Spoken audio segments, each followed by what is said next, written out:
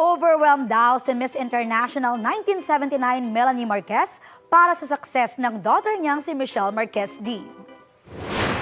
Natutuwa ako para sa anak ko. Kasi sabi kong ganun, you will become a winner, anak, kahit anong mangyari. Just put a mark. Isa loob mo yung gagawin mo para sa bansa natin. Malaki raw ang pasasalamat niya sa lahat ng tumili, bumoto at sumuporta sa Miss Universe journey ni MMD. Sa ngayon, happy raw si Melanie sa pagbabalik acting ni Michelle. Perfect daw talaga ang maaksyong Black Rider kay Michelle dahil sa kanyang martial arts background. Heto pa, nag-comment na rin si Melanie sa balitang mag-showbiz na ang bunso niyang si Abraham Lawyer. Lalo na sa usap-usapang mapapasama siya sa biggest historical drama ng 2024 na Pulang Araw.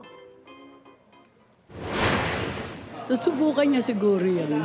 Hindi ko kasi sinasabihan ng mga anak ko kung anong gagawin sa buhay. The secret of success is you have to be dedicated and you have to be happy of what you're doing para hindi ka madaling mapagod.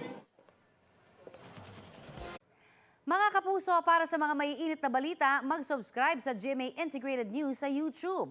Sa mga kapuso abroad, subaybayan niyo po kami sa GMA Pinoy TV at sa www.gmanews.tv.